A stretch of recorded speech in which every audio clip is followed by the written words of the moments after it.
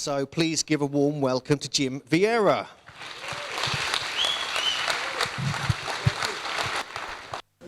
That's better. Yeah. So everybody can hear me. Does that sound right? Good. Thank you for the warm introduction.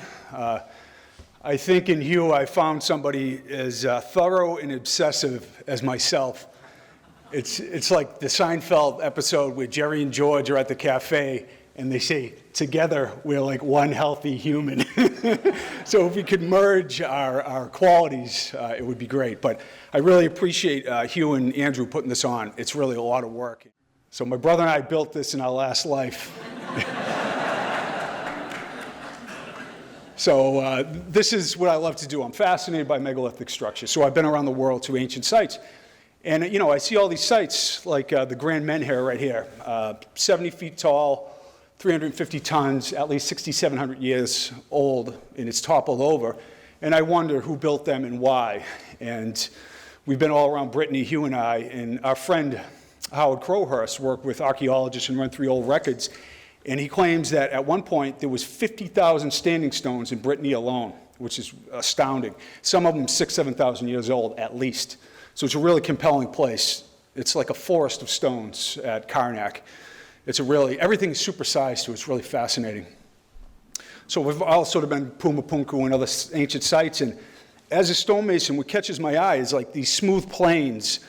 I work with a quarry, and my friend owns a huge diamond saws, and they cut, this hard stone. And I look at these things, and then I look in the museum, and I see the tools of the time, and I'm like, this really seems like you couldn't reproduce this. This is beyond my capability. So one of the episode ideas I have is get some incredible master masons and sculptors, give them the tools of the time and the stones, and see if they can do these interior cuts, as a proof of whether this is some kind of technology that pre-existed. And when I see things, here's Brian Forrester, like this pillowing stonework in Cusco, it's astounding. It's not that you can't get a razor blade between it, you can't get a micron between these seams, and they're all flawless. It's I don't know, astonishing is the word I would say. And I'm just coming in as an independent stonemason. I got no axe to grind or theory to support. I'm just like, what, WTF, basically. Sacsayhuaman's another place. You go through every stone and just see this incredible artistry and skill. And here's a Coricancha in Cusco, a temple. And this requires planning when you do cuts like this, when you do this kind of work. It's like a schematic. It's like a machine, a CNC machine made these things. And I know you're a savvy and open-minded crowd, so you've seen things like this in the past. But for me, as a mason, my first time there, I was astonished at all these sites. Even in Machu Picchu, you see the similar things. You see kind of run-of-the-mill construction that I could throw together. Then an earthquake separated this. And what you see is the stones aren't just joined on the seam. The entire thing, it's like curved. And all these stones are interlocking in the most wonderful fashion. So the entire stone is joined together like that. It's not just like the seam and it's loose behind it. So the thought and the planning and the attention to detail, once again, is astounding. Here's Machu Picchu. It's like, I'm going to do this just because I can. This is so hard to pull off. It really smacks of what Brian Forrester would say, a previous civilization. And actually, I like to point out that I'm glad Alan went before me because I'm going to talk about the Sumerians. And a perceptual shift may answer the questions he had about a lost civilization. And we'll see if everything lines up. My son did all these fancy things with the slide. He's my tech guy.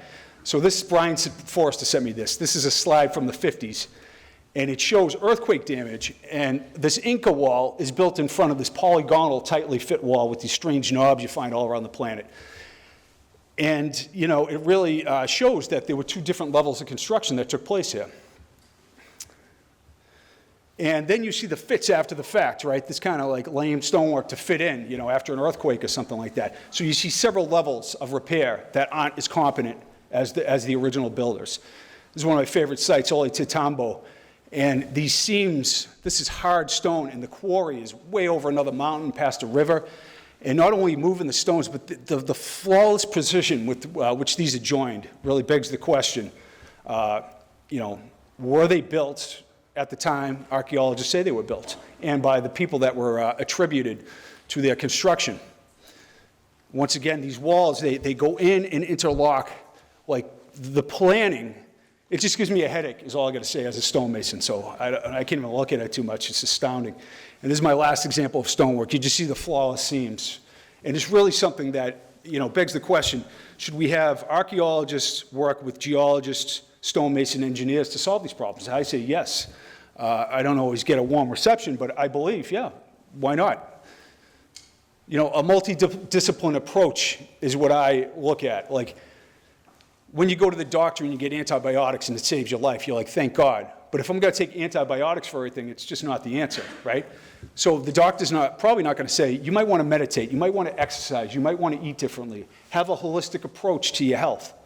Science does not have a holistic approach. It's like a limited data-driven segment, and it's very useful, but it doesn't solve all the answers, and it doesn't look at the human history in a holographic way, a holistic way. That's my contention anyways. And this guy, Edgar Cayce, in his readings probably said about the same thing that I just said. So Edgar Cayce, he was the son of a minister born in Hopkinsville, Kentucky.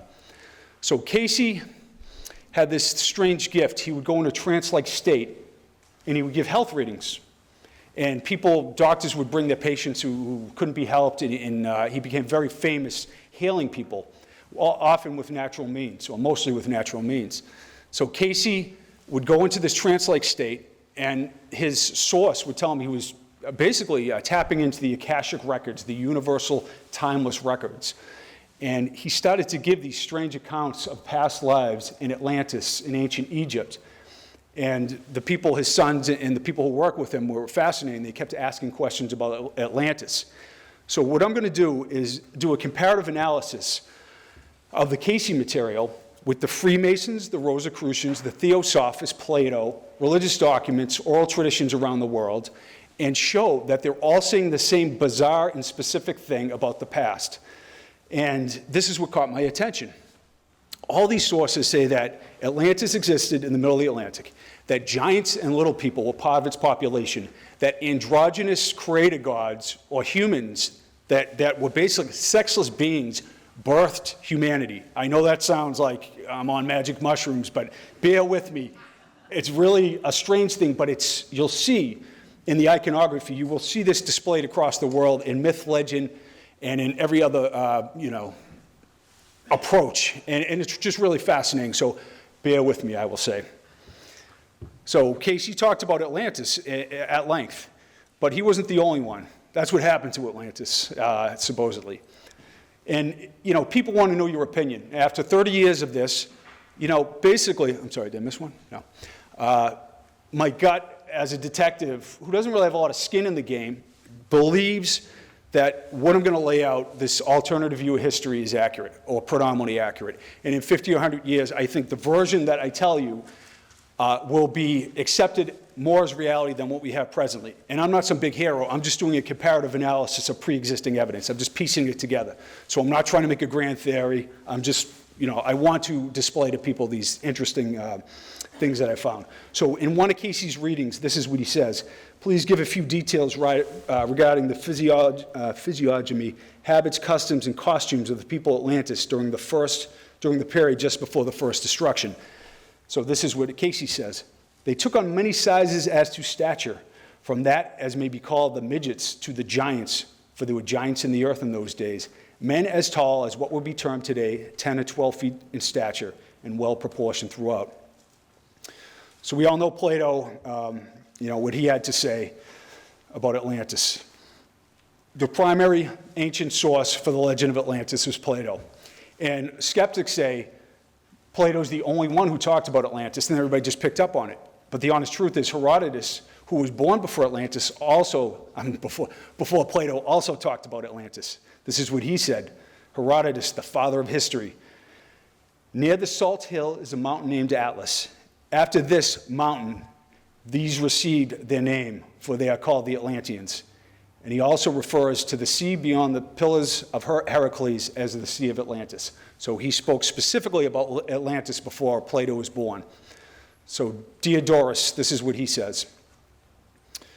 The Atlantides inhabited a rich country bordering upon the ocean, and were esteemed to excel all their neighbors in civil reception and entertainment of strangers, and they boast that the gods were born among them. This is the place all the Greeks and the Romans believed was the land of the Titans and Mount Olympus. They are referring to Atlantis. This is an alien. In a word, this island is so delightful that it appears to be the abode of the gods rather than of human beings. That's an alien right there. So, Theopompus relates the particulars of an interview between Midas, king of Phrygia, and Cellenius. This is very interesting. Cellenius told Midas, Europe, Asia, and Libya are islands washed on all their shores by the ocean, and there is but one continent which is situated outside these limits. Its expanse is immense. It produced very large animals and people twice as tall as those common to our climate, and they live twice as long. That's another thing, that the first humans were spirit beings who were entrapped in physical bodies. That's what all these sources are saying. Evolution is a reality, and we know that, but the creation of Homo sapiens seems to be a supernatural event, all these sources are saying. So I must concede that. There is a supernatural aspect to what I'm saying. So science has a problem with it, but just see what you think. And then the nature of animals. Those living near the ocean tell the tale that the ancient Atlantean kings, tracing their lineage from Neptune, wore bands made from the sea rams upon their heads. So it's clear all these great chroniclers are talking about Atlantis. Now we have Rudolf Steiner, whose spirit is probably with us right here. He says, everything that refers to giants in the legends is absolutely based on knowledge of the truth. We feel it to be absolutely correct from the spiritual scientific point of view that the giants are stupid and the dwarfs are very clever. And Hugh, in his talk, there is this idea that there was this malevolent race of giants that was created that was particularly dull and malevolent and cannibalistic. And you find it Native American, I sit in ceremonies with Native American spiritual leaders all the time, and they tell me these same things. And they always talk about the little people, too. It's really, incredible. And I have a doctor I see that escaped from Vietnam. He does Chinese herbal medicine, and his culture always talks about the little people in Vietnam. It's really incredible. So the Rosicrucian Fellowship. There are two prime facts that stand out. One is that there were giants in the earth in those days. The other, that the patriarchs lived for centuries, long-lived patriarchs, and this is the Rosicrucian Fellowship. And this is a full digest that was devoted to Atlantis. This is to show you that the Rosicrucians and the Freemasons have this as part of their philosophy. In this issue, we explore the mysteries of the lost continent of Atlantis, one of the most powerful and enduring ideas of the Western world and of Rosicrucian heritage. Rosicrucian science confirmed. An 8-foot skeleton there. It's in our book. This is one of the ones that was shipped to the Smithsonian, which has this nefarious, the Smithsonian is now some dark place like the Vatican, and I don't want to promulgate that. I will talk about my belief in academic conspiracies in a while. So this is from a Rosicrucian publication. We followed it up on the show, actually, and the cave that this was found in was flooded, but these enormous skulls were found, almost 10 feet tall. They don't have specific FEMA measurements, but it's a pretty wild story. So the Rosicrucians and the Freemasons are definitely involved in the belief that giants existed. Manly P. Hall, one of the greatest thinkers in Freemason history, Atlantis and the Gods of Antiquity is a full chapter in his book. Madame Blavatsky, the same thing. She talks about androgynous beings, giants, little people, Atlantis existing, the Great Flood. In the Bible, there's 26 mentions of giants, pretty specific. Here's one of them in Deuteronomy. A people great and tall, the sons of the Anakim, who you know and of whom you have heard it said, who could stand before the sons of Anak. And here's Flavius Josephus. In Hebron, there were till then left the race of giants who had bodies so large and countenances so entirely different from other men that they were surprising to the sight and terrible to the hearing. The bones of these men are shown to this very day, unlike the credible relations of other men.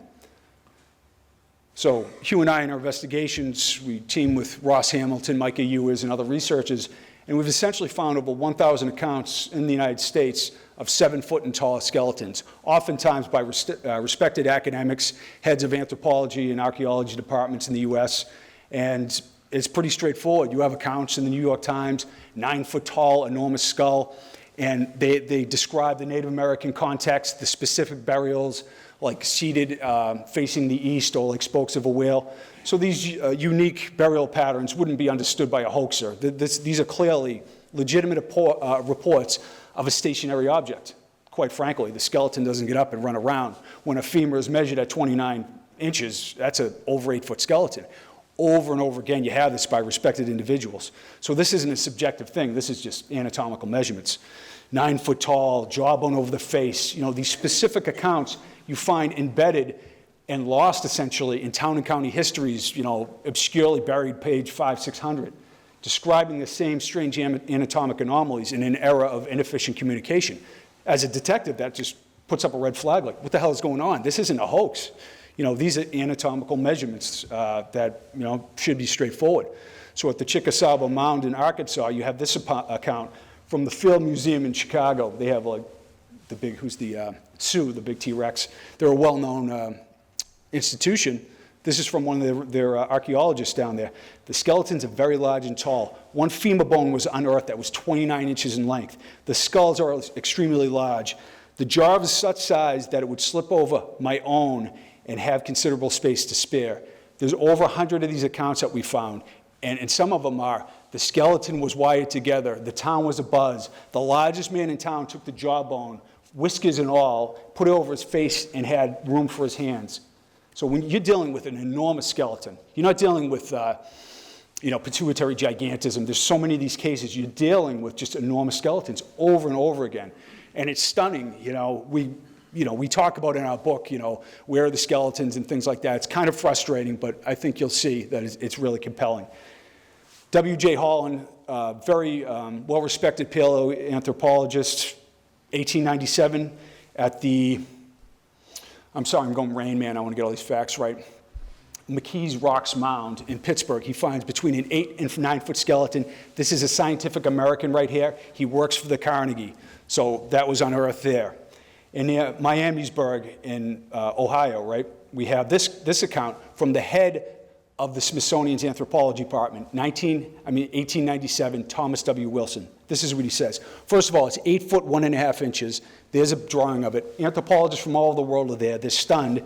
They list them, this skeleton, with the largest giants of all time. And Wilson says this: the authenticity of the skull is beyond doubt. Its antiquity is unquestionably great. To my own personal knowledge, several such crania were discovered in the Hopewell group of mounds in Ohio. Pretty straightforward stuff, Then Edgar Cayce, which is, I think, fascinating. This guy had an 8th grade education. All he did was read the Bible. He was deeply offended by some of his own readings because he was so hardcore Christian. But he had 68 readings on the mound builders. And the mound builders is a fascinating group of civilizations that started around 500 BC, maybe 1000 BC. The Adena, Hopewell, and Mississippian people inhabited the eastern half of the United States, and they built massive pyramids in geometric forms. Like Cahokia, the Mississippians built this in Collinsville, Illinois. Grave Creek in West Virginia, 68 feet high, these massive constructions. And oftentimes, like this one, buried, there was a male and a female, 7 foot and 8 foot tall, listed in the archaeological record. These geometric forms that could predict eclipses, like the circle and octagon, very, very extraordinary mathematics and geometry. They understood the metonic cycle of the moon, the 18.61 cycle of the moon. Very high-minded stuff going on in ancient America. So you have there's a golf course that is part of Newark now, but this is what it looks like from an aerial shot, or what it would have fully have looked like. So these incredibly complex forms.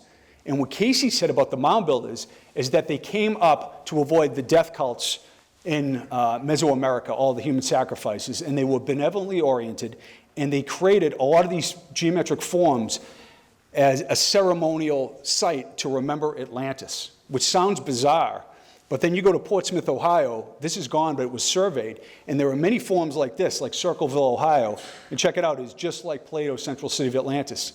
My buddy Greg Little in the book Mound Builders points this out. And archaeologists can never figure out why there's moats everywhere. in ditches and things like that. Even on the side of the Atlantic, you have the similar forms. So in the Smithsonian's own ethnology reports, there are 17 accounts of 7-foot and taller skeletons. One of my favorites here is from the 1873, this account. T.M. Perrin, Smithsonian archaeologist, reports, the skulls are very large, but fall to pieces on being exposed to the air.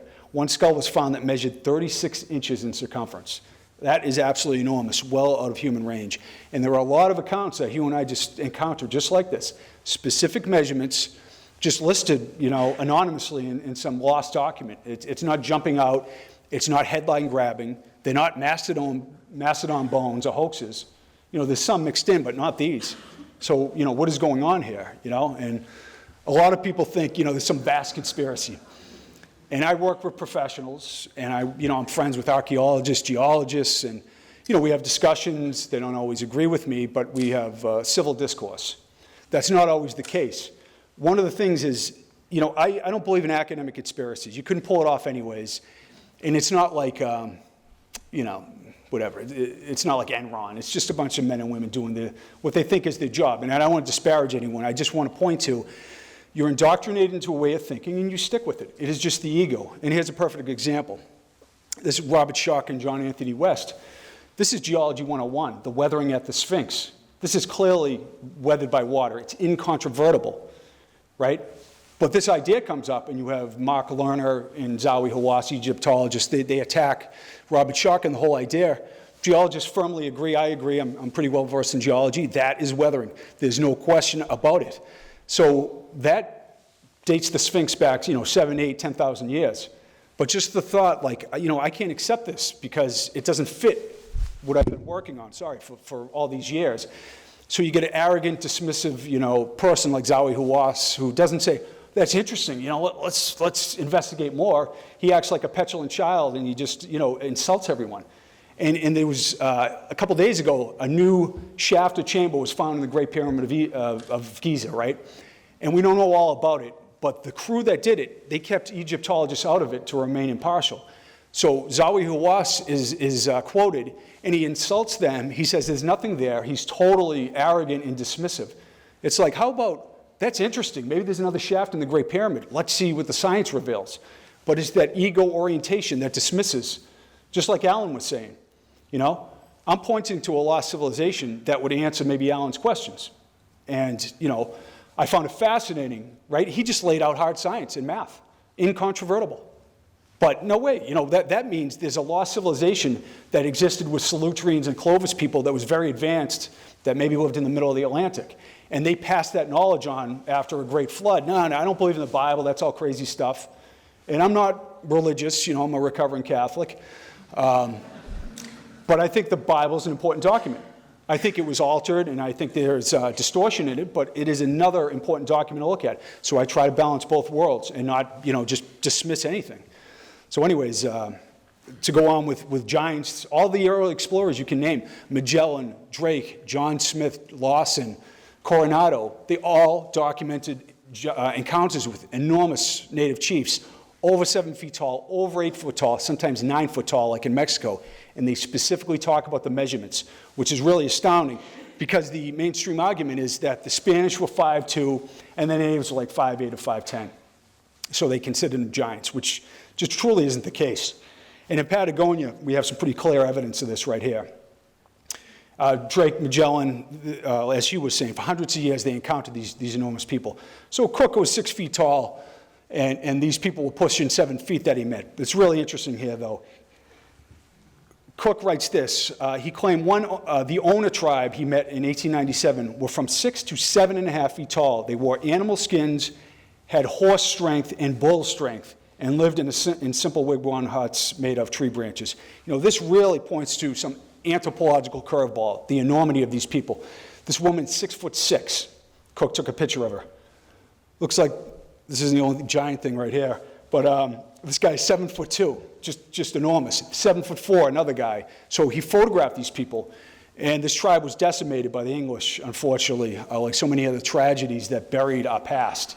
We burned the Library of Alexandria as a species. We destroyed the Mayan codices.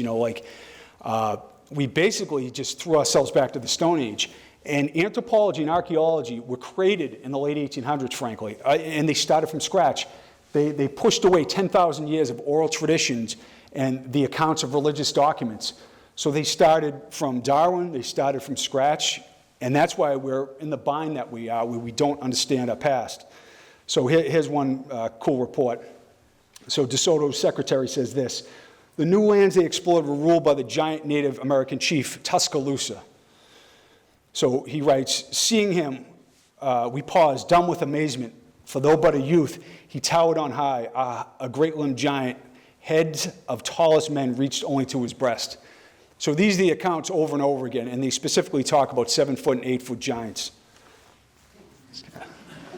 You don't want too many giants on the brain. You got to like switch gears. So this is cool. It's called the Codex Vaticano, and these Toltec people are killing this giant in the mountains of Mexico. So I'm going to shift gears to there's a Bible quote, and there was yet a battle in Gath, where was a man of great stature, and on every hand 6 fingers, and on every foot 6 toes, 24 in number, and he was also born to this giant. So that's pretty specific. So what are they talking about in the Bible? 6 fingers and 6 toes. What does it mean? Thomas Henry Buckle in 1872 writes this: commentators have collected various instances of men who, like this giant, have 6 fingers on their hands and 6 toes on their feet. This is what Edgar Cayce said in a reading. He describes Muzuan, who traveled to the Gobi Desert, where he says there's a lost city of gold, from the lost Pacific continent of Lemuria in 926 BC, as being 6 foot tall, blue-eyed, hair dark gold, hand 6-fingered. Now, that seems strange and like, how do you verify that?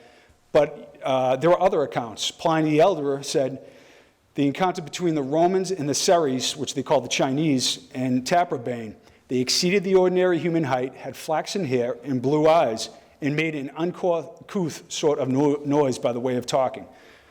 So what you have are these Tarim Basin mummies that were found also, Caucasoid mummies, between 6 feet and 6 feet 6 inches. So they have blonde hair, blue eyes, red hair. It's really a fascinating corroboration of what Cayce said years before in a trance-like state. And he talks about 6 fingers, which you find all around the world. In Utah, enormous feet, 6 fingers. This guy right here, this is from John Q. Jacobs. I haven't been to this site, but he has. He's a brilliant researcher. So this guy has nice feet. He has 6 fingers, enormous feet, 6 toes. Chaco Canyon, going up the side, 6 toes. This is from Illinois, Morse's Geographic Journal, 1838. Sorry, I'm trying to remember everything here. Giant foot right there. Petroglyph with 6 toes, once again. All around the U.S., all around the world. This is a Chinese cave, the Buddha, 6 fingers on his hands. And we'll get into more of what this means. Cayce would say, or the mystics would say, it is a trait of the first humans, of giants and people that were of a higher spiritual state that essentially created Homo sapiens.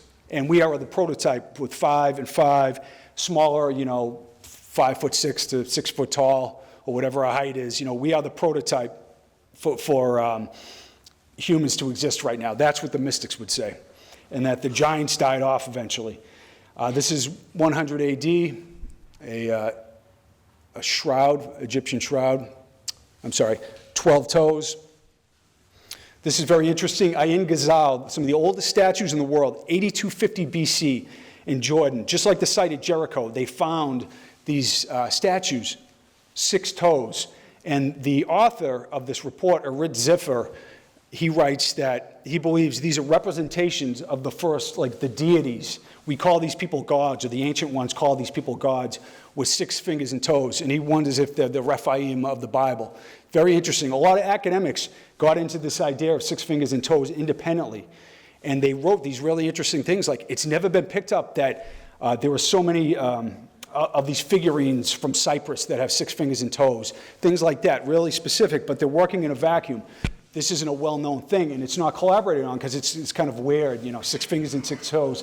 I'm not getting into a Bible quote, things like that. So clearly this guy, Brian Forrester, gave me this in a Peru museum, 6 fingers on each side.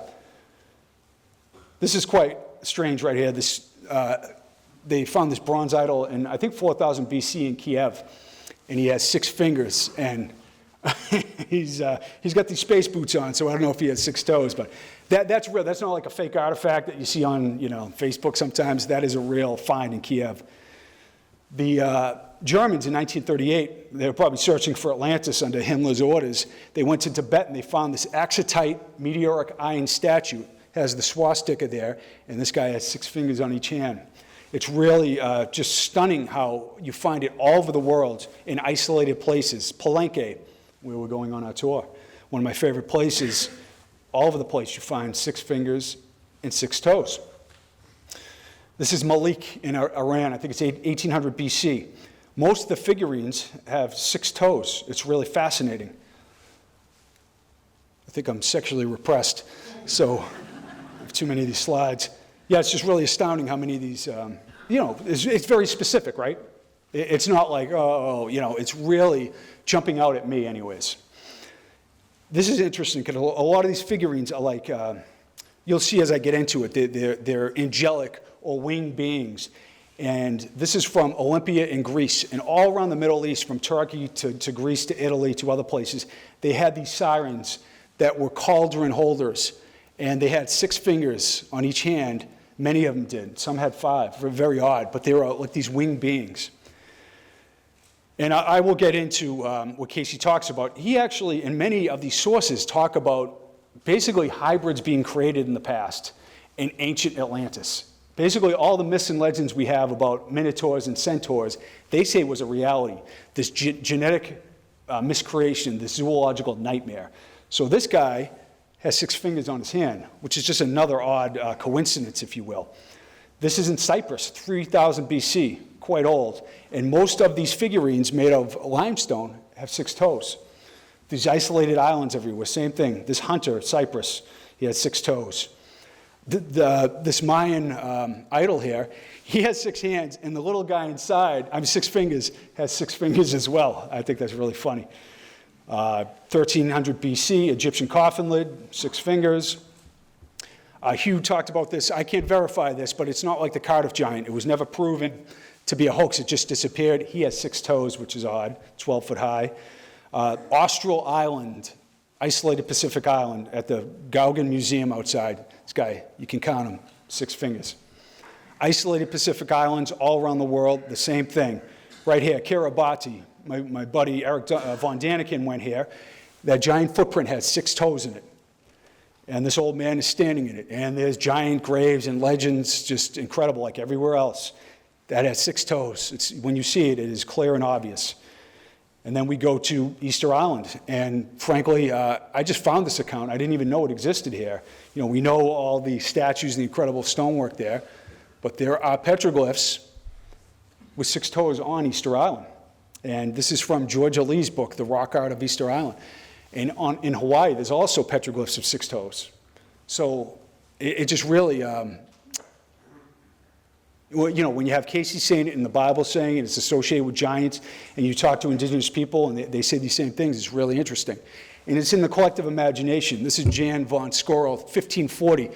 Adam, the original biblical Adam, was an androgynous being. The story of Adam and Eve was like a recreation of the original. That's what the mystics say. So Adam here has 6 fingers. It's associated with supernatural gods and androgynous beings. That's the case I'm making.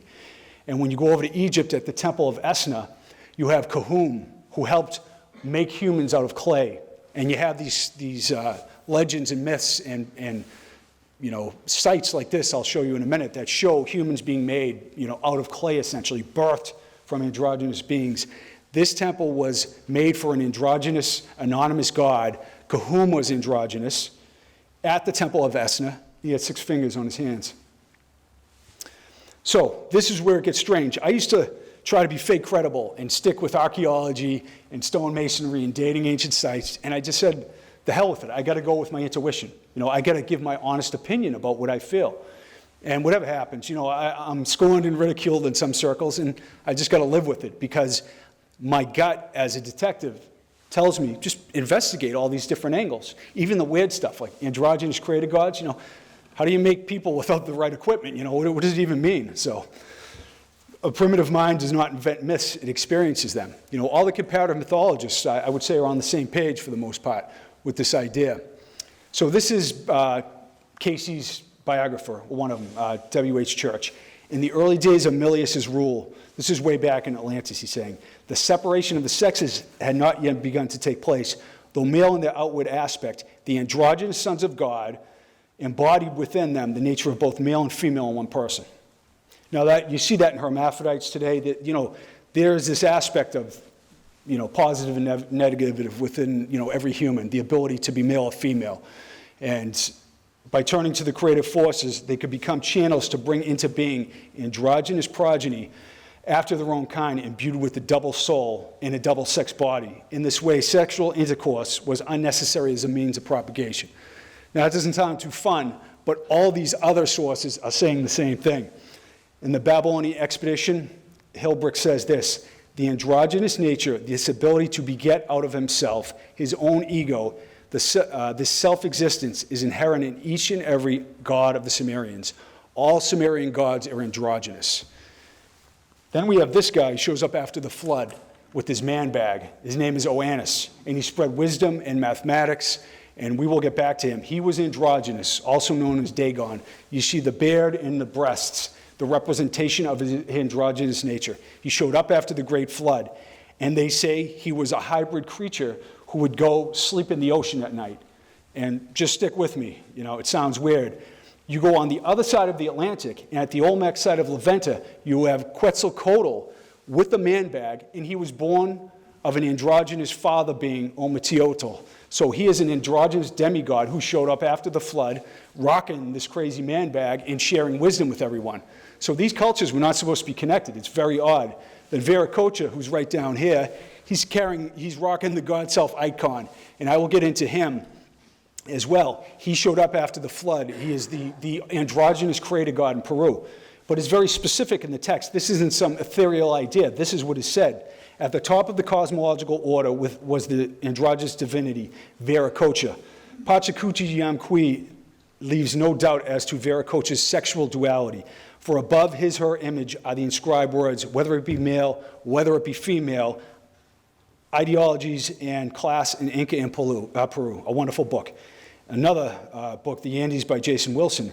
Inti, the sun god, was himself issued from Vieira, the androgynous creator at the center of the Peruvian religious culture for 2,000 years.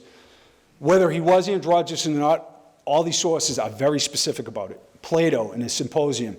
Aristophanes displays knowledge of an ancient myth of the androgen, according to which our original nature was by no means the same as it is now. When the androgen was split into two halves, the distinct male and female sexes were created. So Plato was talking about this. And Plato is talking about Atlantis, and Plato is talking about the Great Flood. And it's just fascinating how this guy with an 8th grade education in a trance state is really lining up with all these unrelated sources. It's really fascinating. Reference to a race of androgens which once inhabited the world occur in the myths of both East and West. In the Western tradition, this primordial androgen is to be found in the writings of certain of the Kabbalists, Gnostics, Neoplatonists, Swedenborgians, and Theosophists. In the Rosicrucian Fellowship, mankind was male and female before being separated into two distinct sexes as men and women.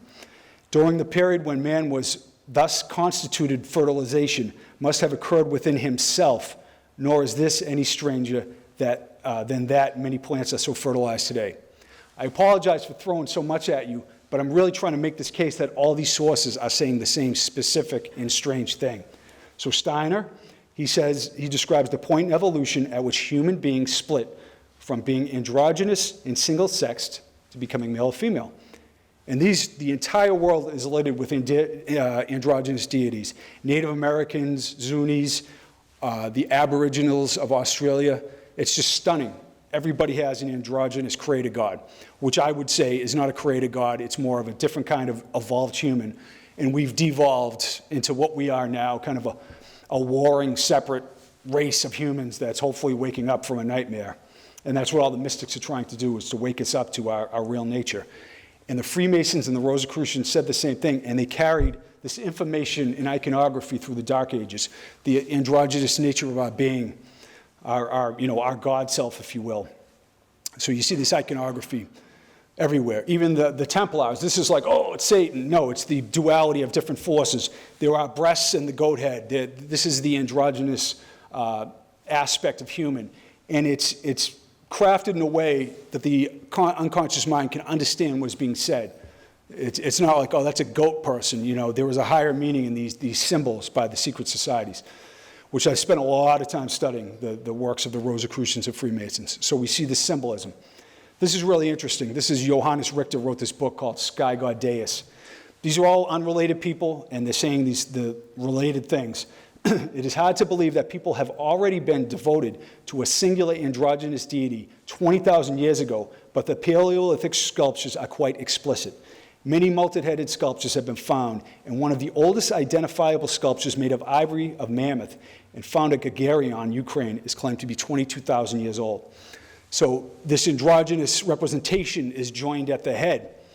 And another academic, this is Ziffer. He explores the idea of androgynous created deities in the first Adam, androgyny, in the Ayin Ghazal two-headed bust, a very interesting scientific paper. So Ziffer says that the two-headed busts are a representation of the androgynous being. And they occur at Ayin Ghazal, 8250 BC. So some of the oldest statues in the world are remembering this androgynous race. 6 fingers and toes, 2 heads. He even starts to talk about Göbekli Tepe, and this is like a really well-respected academic, that they might be, the T-shaped pillars might be showing this androgynous nature. So I'm very anxious to see further digging at Göbekli Tepe as well. And here are these 6 toes, 2-headed, these created deities being worshipped as an ancestor cult by some of the oldest, societies to have statues. And there's the 6 toes right there. This is what Ziffer says, I would like to suggest that these statues represented mythical ancestors from the dawn of mankind, and that the 2-headed busts among them represent the first human being, the androgynous prototype of humanity. So you see these 2-headed busts everywhere I think this is from Turkey, 2-headed busts. Janus, the Romans, the Greeks, everybody had the androgynous gods. It's really fascinating. Here's Kahum, the androgynous creator, crafting humans out of clay. And here's Thoth, the Atlantean king who showed up after the flood, who is androgynous, ibis-headed, and he's dealing with the ram-headed Kahum. And these beings are known to be androgynous, or at least that is the legend. He's writing down the years that this person's going to live. Hope he gives him a couple more. And once again, here is Oannes, or Dagon, the androgynous being who showed up after the flood. Here's the Australian Aboriginal deity. It's a long name I can't pronounce. So the world is littered with these androgynous deities. Boa Island in Ireland, the male and female, both sides of the statue, both heads.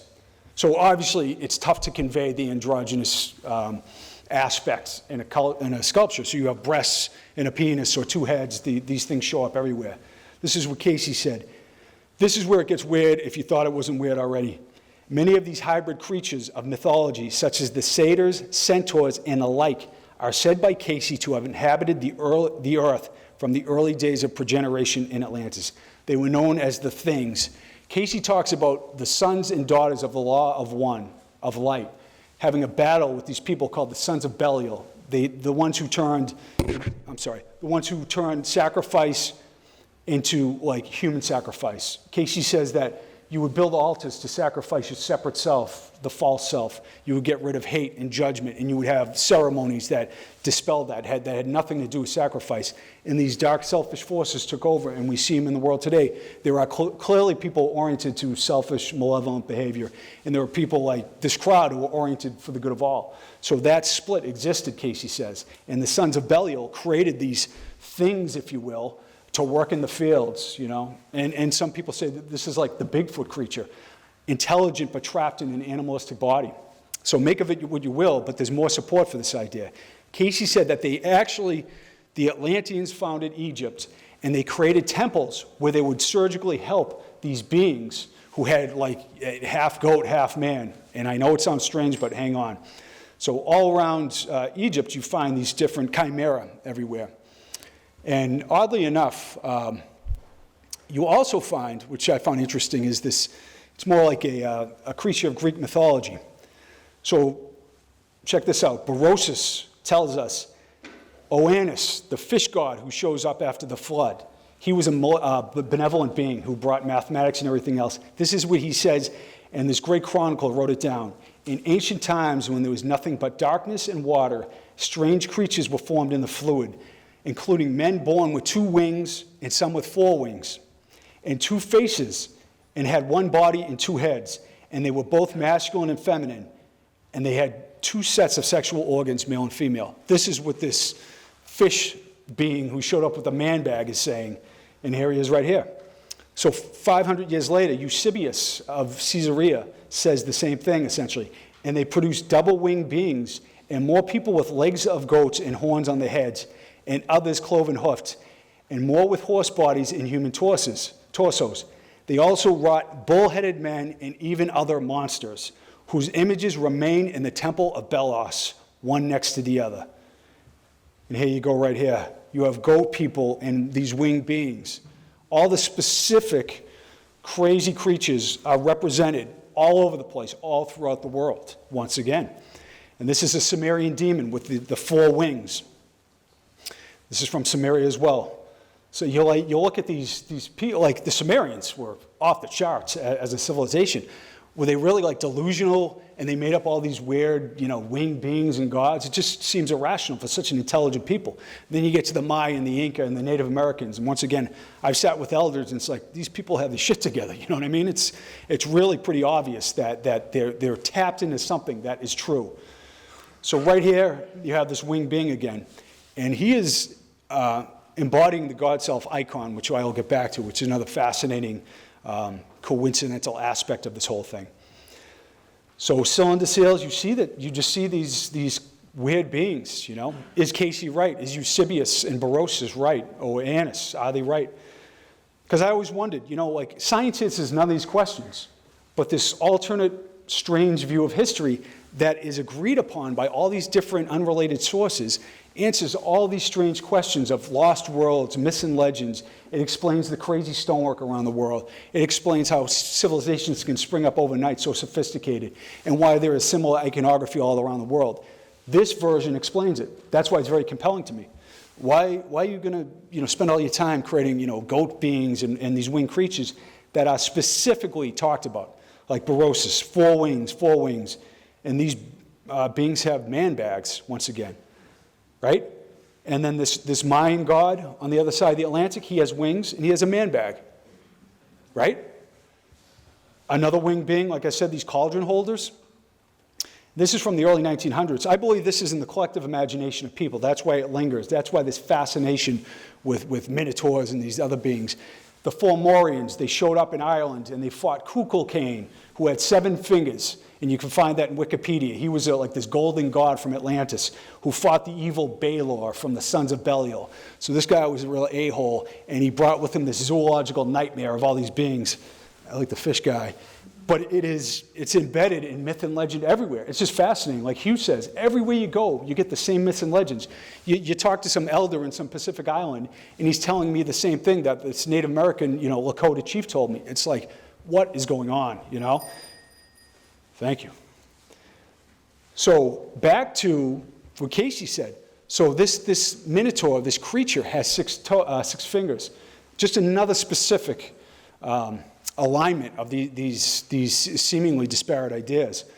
So Cayce talked about the sons of Belial, the sons of darkness. He talks about Belial over and over again being this leader in Atlantis who went to war and destroyed basically the civilization. And the last destruction was 12,000 years ago. And we know from hard science that the Younger Dryas impacts that hit the ice sheet in the United States basically caused this great flood and this cataclysm that has been denied by science and mocked for so many years. We know it is solid evidence now. So Cayce is pointing this event 12,000 years ago. So after he dies, in Qumran, the Dead Sea Scrolls are found, and a large number of references to Belial are evidenced in the Dead Sea Scrolls. This is after Cayce's long dead. In the war of the sons of light against the sons of darkness, one of the Dead Sea Scrolls, Belial, is the leader of the sons of darkness. So this dude with an eighth grade education in a trance state is basically saying what is found in the Dead Sea Scrolls years after. And he also said that there were women in the order of the Essenes, which was not accepted by academics at the time. And then the Dead Sea Scrolls say that there were women in the ranks of the Essenes. So Cayce was prophetic in many of these accounts. And it's just astonishing how he lines up. He'll say something, and then you'll see bizarre creatures with 6 fingers and toes on a temple wall. He could have had a team of 100 scientists and could not come up with a better con job if that's what it were. That's all I'm saying. So as a detective, if you're looking into a case, you want to look at all these different angles, and you don't want to be fooled by coincidence. You look past that. So for as long as humans have been telling stories, there has been a fascination with the idea of creatures who are half human and half animal. The strength of this archetype can be seen in the persistence of modern tales of werewolves, vampires, Jekyll and Hyde, and a host of other monster horror characters. Why is this in our collective imagination? Why is Atlantis and a lost world and ancient technology? We just can't get it out. Not only is it myth and legend and oral tradition, it is just in the popular culture. It's just fascinating. And I talk to a lot of academics and a lot of skeptics, they run their mouth about oh, you just want to believe in a lost world because you can't deal with the regular world, things like that. And I'm like, no, wrong. My intuition, and many people's intuition, is pointing to this idea of a lost world. That's why people are fascinated with Game of Thrones and Lord of the Rings. And the gradualists and the uniformitarianisms, their minds can't handle the enormity of the true story of human civilization. So they hide in these academic realities where everything is nice and slow. I would say you people are the brave and the courageous ones who can think open-mindedly. And I don't want to disparage. I'm just saying that is a small way of thinking. That's bad science, too, to not incorporate every different, angle or avenue of evidence you can follow. So I believe that these things are in our collective consciousness for a reason. Whoa. So in an effort to unravel the history of the past, I've sat in many ceremonies, ayahuasca ceremonies with shamans and medicine men, and I've heard versions of reality and I've experienced versions of reality that are wild, that are incredible, that are multidimensional, and it's not some drug trip. You deal with, the horror of the pain of the world. You deal with deep psychological seated stuff comes up, very challenging, sitting for 12 days in meditation and ceremonies. And the friends, my shaman friends, just give this brilliant alternative history of the world that is in alignment with what I'm saying. And this happens in Ecuador and Peru and in different places all around the world. It's very odd. And I sat with my friend, stop the ride, I want to get off. Santiago is a San Pedro shaman. And he told me about his ancestors building Machu Picchu. And he said, go to the hitching post of the sun, because it was built as an amplifier of intent. And whatever prayer you give there, the ancients would want it amplified. They used geometry and mathematics, and they understood ley lines and things like that. And just like Alan said, where do these people come up with this knowledge? We live alongside, with our skyscrapers and satellites. Aboriginal people don't even know we exist.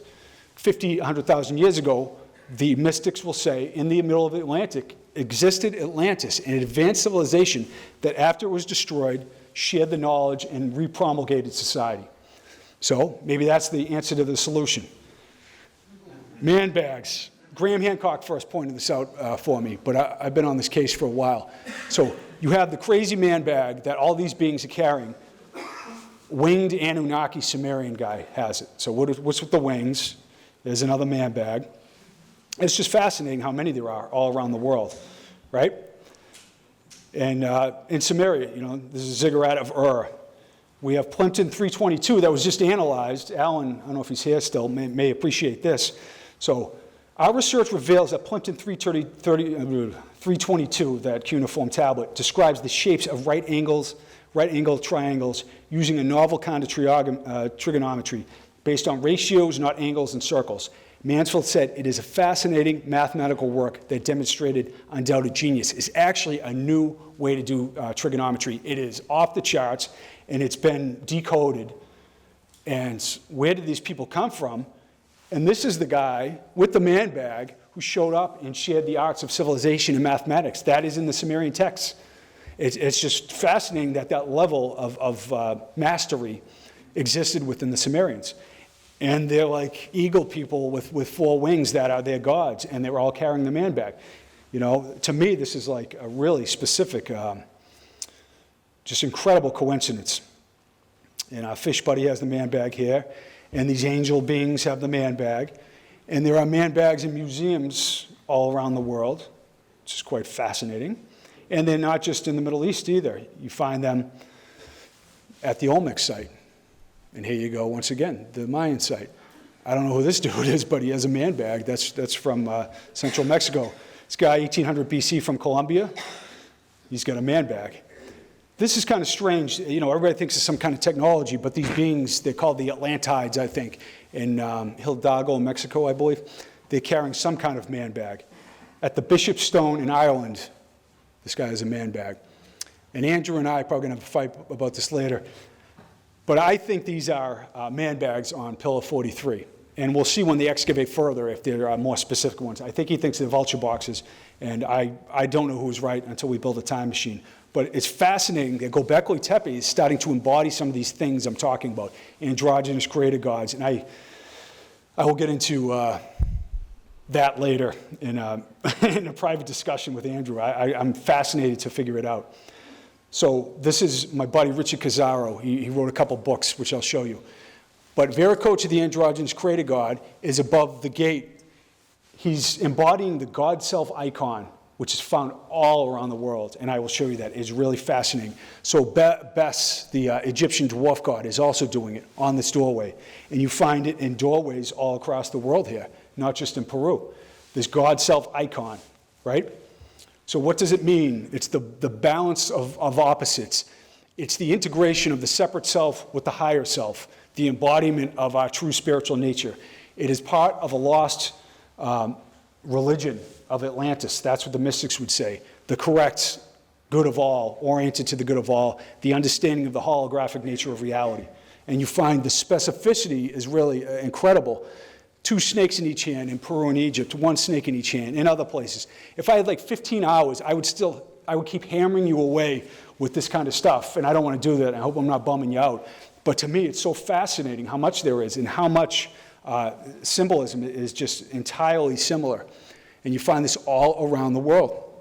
I just find it utterly fascinating, right? And this Babylonian winged being, he's doing it once again. And these man bags have these guys embodying the God self icon. And I talked to Richard. A lot of the beings like this guy are known to be androgynous. And he said, yes, I found that in my research too. I was just fascinated when I was in Peru. I kept looking at Vieira. I'm like, who is this guy? You know, it's like, you know, if I was hooked up to a lie detector test, I'd say he's like this Atlantean advanced being who showed up after the flood. And I just got to, you know, you start talking about, you drop the A word, and it's like, this guy's out of his mind. But, you know, I just feel compelled to share this. And I hope it, like, you know, all resonated well. But if I just didn't put as much information in, I don't think the point would be made.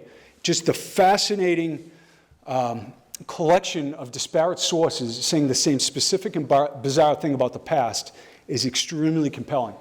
And I'm just a freak, you know. I'm just going to continue to dig into this. And like I said, Hugh has a similar mind. And I'm really grateful for all the researchers who've done the work. Somebody like Alan, right, who's done this incredible amount of research. And he's really incontrovertibly, mathematically proven this thing.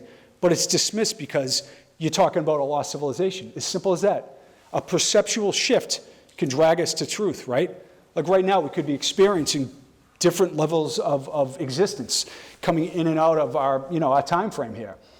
Inflation theory and quantum mechanics are talking about multiverses, you know. Let's have an open mind and let's use science the way it should be used in the service of spirit, in the service of something larger. And that's the problem. It's like male-dominated, left-brained. You know, I'm sorry, you go to the doctor, and I'm grateful, but there's not this holistic approach to science. So that is it.